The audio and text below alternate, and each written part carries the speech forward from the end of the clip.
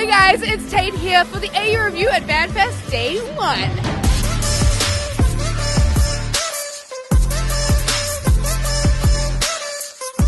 How you doing, Tori? I'm good, just came off the stage and I'm feeling warm compared to everyone else, I think. Yeah, can you see my breath? Yeah, I know. Oh I was my doing God. that before, even like in the middle of the day, and I was like, damn, it's going to be cold tonight. Oh my god, and now it's torrential rain outside. Not torrential, just a bit of a downpour. Just a bit of a rain. I know, it was like my first festival and it started raining, but it's okay. Staying positive. It was good. The only way is up. Yeah. Tori, so you are a surfer turned social media influencer turned DJ, now a producer, and you're only 23. Talk to me about these major careers already. Well, yeah, I started surfing like at a super young age, and when I was like really young, I wanted to be a professional surfer, so I went down that road, but at the same time, always was into music, was playing guitar, was playing piano, was like singing, like always in the choir, like all that kind of stuff, like making songs on GarageBand. And then I kind of like, it was always a thing that I enjoyed doing, but I didn't think it was a career. And then about the same time as I started like posting on social media, I was kind of like got into the music scene. So it was about like the same time that I started doing that kind of stuff.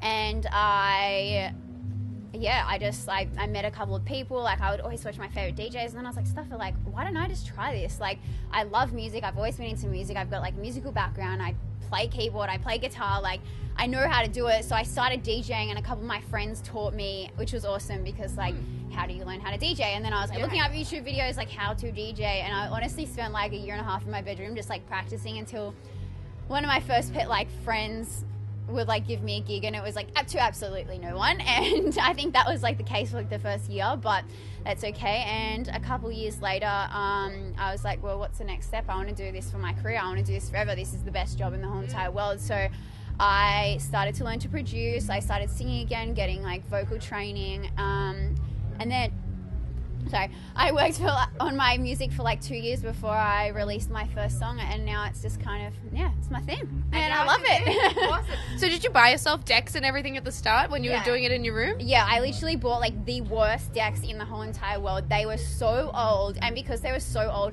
they were so hard to learn on, but I'm kind of grateful now because like I learned the really hard way, so now when I get on decks that are all brand new, I'm like, oh, this is easy. That's like going from like a manual car into automatic, and you're like, fuck yeah, I can drive this. Exactly. That's exactly how it was like. And now you've also turned into almost politician. You ran for the New South Wales state election. Tell me about that. Yeah, it was really, really hectic actually. I was like super stoked when they asked me to do it all because I always felt really strongly about the whole lockouts and our music scene and our festivals and everything, and I was directly affected by it all when it happened in 2013. And yeah, I was really stoked about doing it all. It was like a really tough road, like, you know, there was a lot of like interviews and like people putting us down when we were only trying to do the right thing. And, you know, like our main focus, well, our only focus was to support our local music scene. And I mean, it sucks that we didn't get a seat in Parliament, but we'll still be working towards keeping Sydney open. Keeping Sydney open, exactly. Yeah, exactly. And you've also done a lot of work with Woke for plastic and things like that. Yeah, so they just recently started, and yeah, when we went to Bali and did like a beach cleanup, I'm really like, as you know, I'm a surfer, so like I always see the plastic and stuff out in the surf, so it's like something that I feel really strongly about. And if anyone knows me, I'm like a psycho. I like don't let anyone use plastic water. See those plastic waters over there? They will not be getting used. They'll be going to someone else.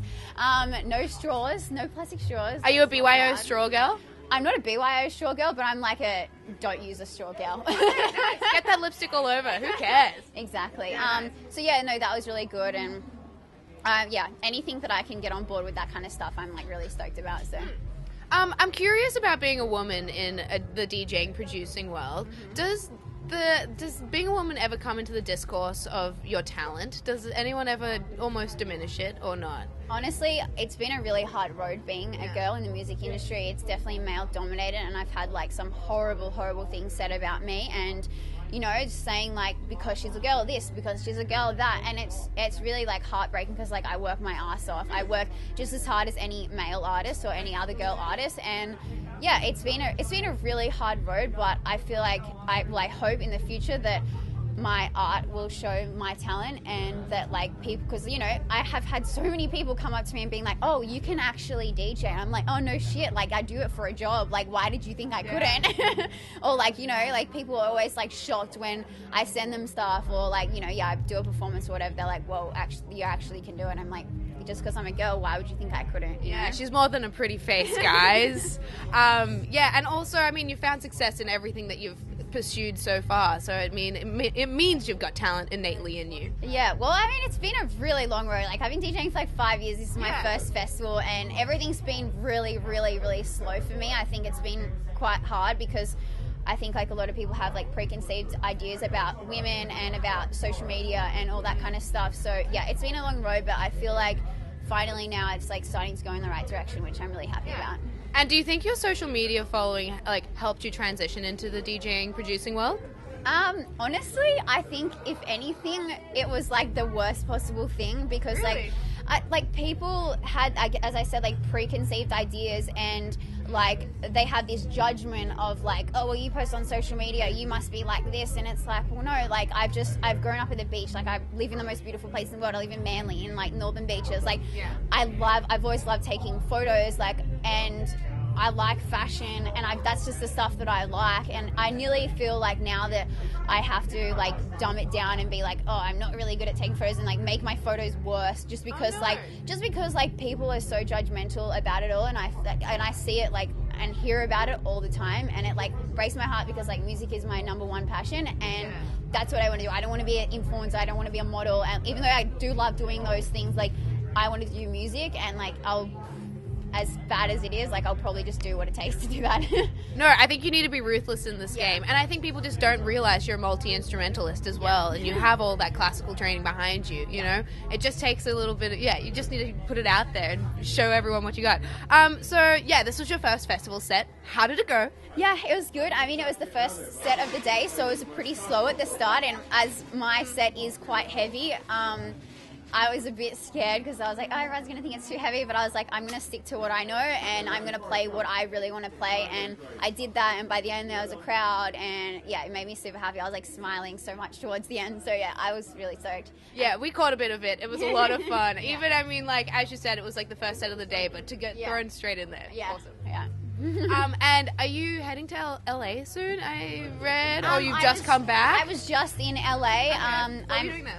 I was actually just going to Coachella, checking it out, checking a big festival out. I mean, you know, like obviously I love small festivals, but it was really nice to experience. Like I've never been to a big festival before. I've never been to Coachella or EDC or any of those big festivals. Like, so yeah, it was really good, like experiencing it all and seeing artists that I've never seen before, because you probably know that we don't have many international artists come out all the time for our festivals. So yeah, it was really good to see a lot of those artists that I've never seen before, that have never even come to Australia before. And checking out the stages you aspire to go to one day. I was like, yeah, that'll be me next year. So what else is coming up for you? I've got actually an Australian tour coming up. So I think I played my first show in Bali 1 week ago. I've got today the festival, I've got Bondi tomorrow, and I've got a bunch of shows in like Queensland, Wollongong, Newcastle, and a bunch of other places. And I actually just got booked for my second festival today. Amazing. Wait, which festival? Where can we see you? Oh, can't say. All right, teaser. Watch out for her name on a bill coming up. All right, well, thank you so much, Tori. It's great to meet you. Yeah, it was lovely to meet you too. And congratulations on your first festival. Thank you so much. Too easy.